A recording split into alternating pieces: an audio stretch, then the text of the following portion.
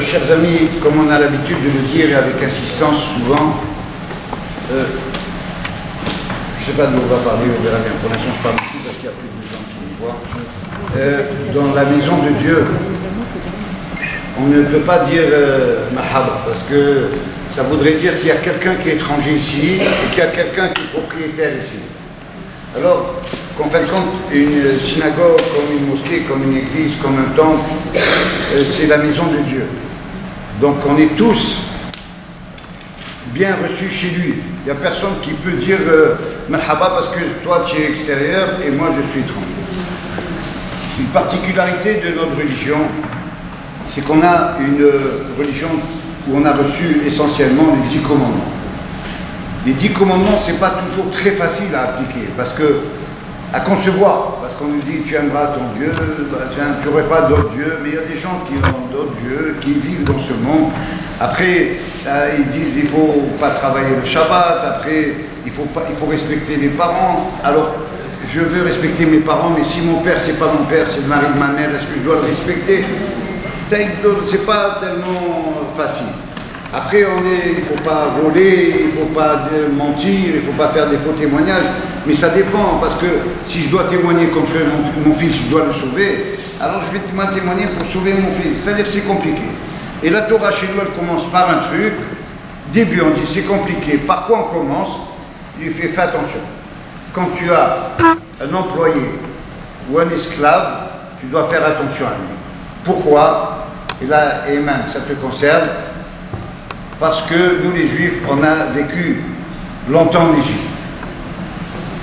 Et on doit se rappeler que nous avons été esclaves en Égypte. Et même quand on a été esclaves, on a été considérés, parce que ce pays, même quand on va avant l'esclavage, avec Yaakov, c'est un pays qui nous a donné, avec Yosef, il nous a donné à manger. Et on ne peut pas l'oublier. C'est pour ça qu'on se rappelle. Maintenant, comme la réunion de ce soir, elle est sur le vivre ensemble.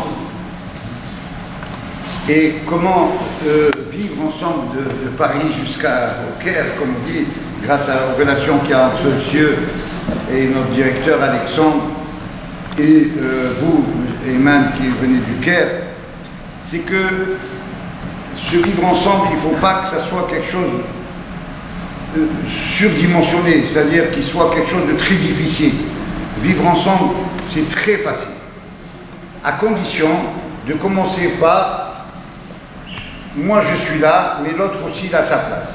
À partir du moment où je comprends que l'autre il a la même place que moi dans ce monde, ça, je ne peux pas faire autrement que le considérer. Dans la religion, on va même plus loin. On dit que nous sommes tous des créations de Dieu. C'est-à-dire que, comme le corps est fait de 248 membres et de 348 veines, mais chaque veine, elle fait partie du corps. C'est-à-dire, si je considère un autre, un étranger, ou quelqu'un qui n'est pas juif, ou quelqu'un qui n'est pas français, je le considère comme quelqu'un d'extérieur à moi, c'est comme si je décidais que comme je suis droitier, ma main gauche, elle ne sert à rien. Et je peux même prendre un marteau et taper sur ma main gauche. C'est ridicule. C'est le même corps. Et c'est dans cet esprit que nous réfléchissons les Juifs, c'est-à-dire on ne voit pas que quelqu'un qui ne serait pas juif ou qui ne serait pas de notre nation française, ce serait quelqu'un d'étranger, quelqu'un qu'on pourrait se permettre d'émarger ou d'écarter. C'est un peu un résumé de la gnose juive. C'est à ce titre-là que je voudrais souhaiter une bonne réunion de ce soir. Je vais devoir m'excuser parce que nous avons une réunion pour des gens, des endeuillés, vous les avez vus tout à l'heure en arrivant. En tout cas, à tout moment, vous êtes les bienvenus et vous êtes là avec mon ambassadrice Solange et des amis qui sont ici au premier rang et qui sont habitués de cette maison. Naïma, vous êtes ici chez vous. Je vous souhaite un bon moment de réflexion, la bienvenue. Et on vous voit comme vous voulez ici, la porte est toujours ouverte. Marhabakoum, Ayman, que Dieu vous donne la force et la réussite, Inch'Allah, pour réussir tout ce que vous êtes en train de faire, parce que c'est très important. Passez une bonne soirée et je laisse Alexandre. On doit partir. Merci Serge de ton accueil, comme toujours ici. Alors, quelques mots pour vous expliquer que tout a commencé. En fait, dans ce petit quartier-là, j'étais paroissien d'une église de l'autre côté de la rue.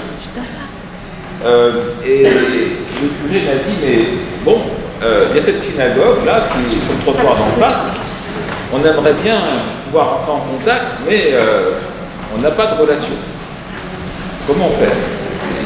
Frapper à la porte. D'ailleurs, c'est écrit dans les évangiles. Frappe, Dieu t'ouvrira. Et un matin, dimanche matin, avant la messe, j'ai frappé à la porte. Et qui m'a ouvert? Le monsieur là que vous avez vu à l'instant, Serge Benami. C'était en 2007.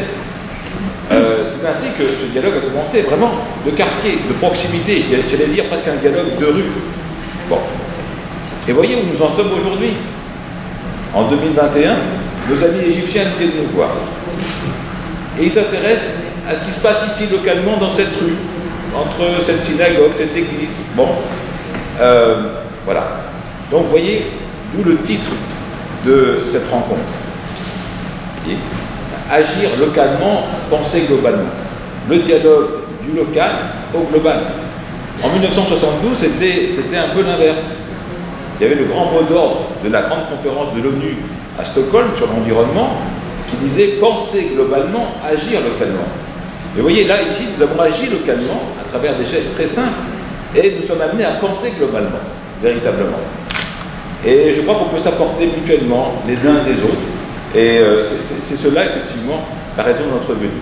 Moi, je voudrais vraiment, en donnant la parole tout à l'heure à Eman, le remercier pour tout ce qu'il a fait pour notre association, pour le rapprochement entre la France et l'Égypte, pour la coopération entre la vie associative et le dialogue, mais aussi la démocratie locale, globale.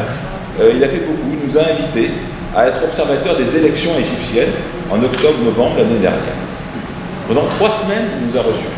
C'est bien de recevoir un ami pendant 2-3 jours. Là, 3 semaines chez lui, il nous a reçus véritablement comme des rois et on est allé de bureau de vote en bureau de vote pour pouvoir effectivement observer les élections. On s'est aperçu qu'il y avait une véritable organisation en Égypte pour que le peuple soit invité à lui-même s'exprimer dans les urnes.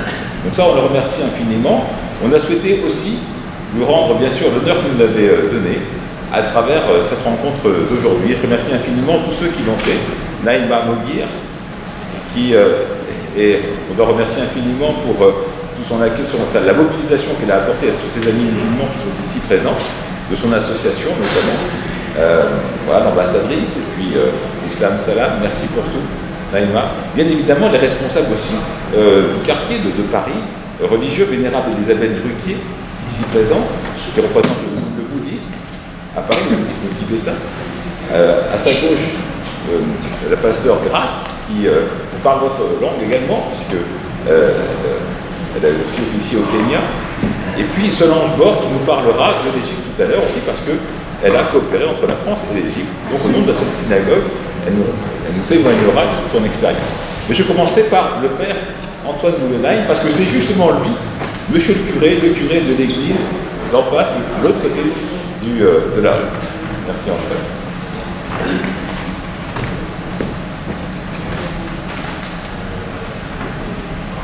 Bonsoir à tous, je m'appelle le père Antoine, je suis curé dans l'église catholique de la même rue. Serge, le président de la synagogue, nous a dit tout à l'heure qu'il allait rejoindre les endeuillés. Je peux ajouter qu'il en fait partie, puisqu'il vient de perdre sa maman. Et que c'est bien de le savoir, si vous le croisez encore. Il a célébré récemment les 30 jours après le décès de sa maman, mais évidemment ça habite son cœur et ça peut être dans le nôtre aussi. Quand nous sommes, comme moi, prêtres à Paris, nous sommes dans une ville internationale. Une ville faite des rencontres de tous les peuples qui sont nombreux à Paris. Je crois qu'il y a plus de 100 peuples différents présents à Paris. Et si on monte d'une génération ou de 2 générations, on voit que cette présence construit aujourd'hui le peuple parisien. Et au-delà de Paris, le peuple français. La France fait partie de ces pays qui ne sont pas une race. La France, c'est une rencontre. La France, ce sont des idéaux par rapport auxquels on est toujours en deçà de ce qu'il faudrait faire, de donner à chacun sa chance dans la liberté, dans l'égalité et dans la fraternité. Et vous savez peut-être que ce troisième mot, fraternité, est entré dans la devise de la République française grâce aux croyants. Et que c'est peut-être une responsabilité des croyants dans leur dialogue avec les autorités publiques, au Caire, à Paris, à Jérusalem, de nourrir la fraternité. Et pourtant, quand on écoute les journaux, quand on regarde la télévision, on a l'impression que s'il y a des guerres, s'il y a des attentats, s'il y a la violence, c'est la faute des religions. Ensemble, nous savons que c'est profondément faux. C'est faux dans nos cœurs, c'est faux dans nos textes, et pourtant, ça a lieu. Nous avons donc, comme hommes et femmes de foi, toujours ce débat avec nous-mêmes. Comment ai-je pu élever mes enfants pour qu'ils deviennent violents à partir de l'héritage de paix, de concorde, de fraternité qui vient de Dieu unique, de Dieu un et unique. Comment cela a-t-il été possible? Quel que soit notre âge, et plus nous sommes anciens, plus nous avons une responsabilité pour réparer cela. Et comme en Égypte, il y a ceux qui travaillent à cela, comme à Paris, il y a ceux qui travaillent à cela, nous faisons une alliance dans la foi, une alliance spirituelle, pour que notre responsabilité d'anciens vis-à-vis des plus jeunes les aide à aller vers la lumière. À Paris, l'évêque catholique de Paris m'a donné la mission de travailler à la rencontre, au rapprochement, à l'estime, à l'amitié, à la connaissance mutuelle des chrétiens et des musulmans. La mission est immense. Le petit monsieur est tout petit que je suis. Et cette mission immense, elle est dans mon cœur, aussi profonde que mon attachement chrétien à Jésus. Car quand je regarde l'Évangile, qu'est-ce que je vois en Jésus? Un homme de la rencontre. Un homme qui aide chacune et chacun à recevoir sa dignité, sa place, son avenir. Un homme qui, en raison de son rapport intime à Dieu, considère chacun comme une image de Dieu, comme un vicaire de Dieu, comme un chercheur de Dieu. C'est pour ça que je suis heureux, honoré et impressionné de parler avec ceux en particulier qui, en Égypte, travaillent dans ce même but. Travaillent à la reconnaissance des droits et de la dignité de chacun et de la contribution des religions à cette reconnaissance. Puisque nous croyons tous à l'éternité, nous avons du temps. Le rapprochement prend du temps. Les hommes et les femmes pressés d'aujourd'hui, toujours avec le téléphone dans la poche, nous pouvons leur apprendre à prendre le temps de la rencontre, de l'étude et de l'amitié avec l'autre. Je vous remercie.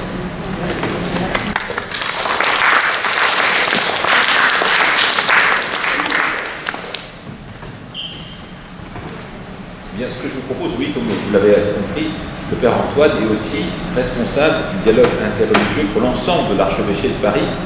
Paris qui est une grande capitale, évidemment, d'Europe, du monde. Donc c'est une immense responsabilité que celle d'accueillir, de promouvoir le dialogue, les échanges, de vivre ensemble, la rencontre, l'estime mutuelle. C'est une mission spirituelle, c'est une mission aussi sociale. et on est très honoré qu'il soit présent là avec nous pour pouvoir le dire. Pour qu'il y ait peut-être davantage de questions-réponses et d'échanges, on va accueillir maintenant Eman avec une introduction au départ de Mathis qui va expliquer le partenariat qui lie les différentes associations entre elles et leur origine, et ensuite Eman Hockey en personne viendra ici même intervenir et nous dire ce qu'il en est du vivre ensemble en Égypte. Merci Alexandre et bonsoir à tous. Je suis donc Mathis Roy-Vigne, le neveu d'Alexandre, mais aussi un membre de Cieux et de Zénos, les deux associations fondées par Alexandre, qui ont un but commun, bien qu'elles travaillent dans différentes voies, mais avec un but commun qui est toujours de réunir les peuples, de réunir les religions, de réunir toutes personnes ensemble autour d'une même problématique, l'humanité.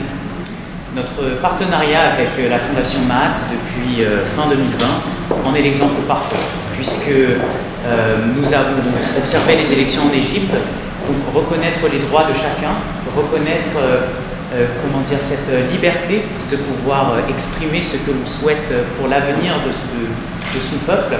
Et nous avons eu ensuite la chance d'aller en Arménie, donc en avril, afin de pouvoir observer la situation sur place, la situation d'un peuple oppressé, d'un peuple qui a toujours été persécuté et qui aujourd'hui a besoin d'aide.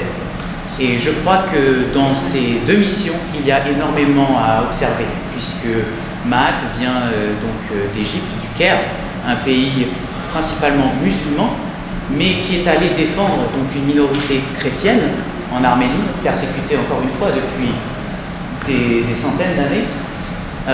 Et donc avec Monica, également présente ici, qui est donc une chrétienne orthodoxe d'Égypte et qui est le bras droit de M. Eman, le président de Maat.